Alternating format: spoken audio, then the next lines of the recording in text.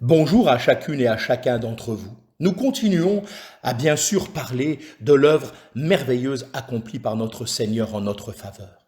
L'œuvre de la croix de Christ.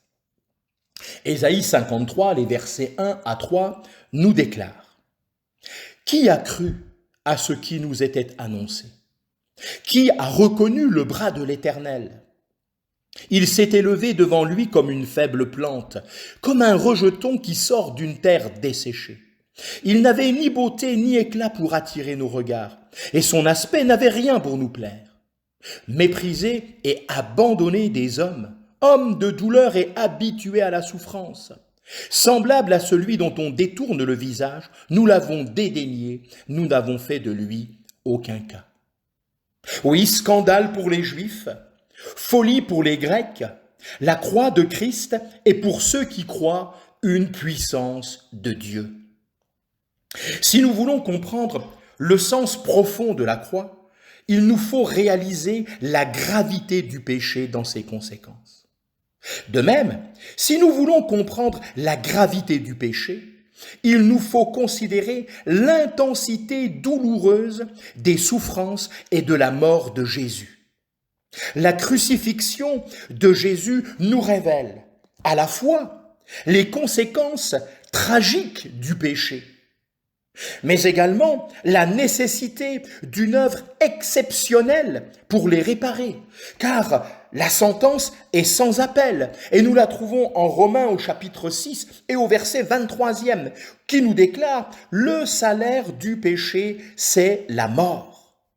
Et elle s'applique à tous, sans exception aucune. La même épître aux Romains au chapitre 3 et au verset 23 nous dit « Car tous ont péché et sont privés de la gloire de Dieu. » De plus, il est aussi écrit, et c'est le constat de Dieu, que le prix du rachat de notre vie est trop cher pour que nous puissions nous-mêmes l'acquitter, le régler, le payer. Mais aucun homme n'a les moyens de racheter à Dieu la vie d'un autre homme ou de lui verser le prix de sa propre vie. Le prix de leur vie est trop cher payé. Il faut y renoncer une fois pour toutes, nous déclare le psaume 49, les versets 7 et 8, dans la version que j'ai lue en français courant. Donc, seul un sacrifice d'une valeur exceptionnelle a pu payer le prix de notre rachat. Et ce sacrifice exceptionnel, c'est la vie même du Fils de Dieu, l'agneau de Dieu sans péché, sans défaut et sans tache. La croix de Jésus est une œuvre de rédemption, mais en même temps d'expiation, de justification, de délivrance et de réconciliation. Son sacrifice représente tous ces aspects à la fois, et c'est ce que nous allons considérer. Que Dieu vous bénisse richement.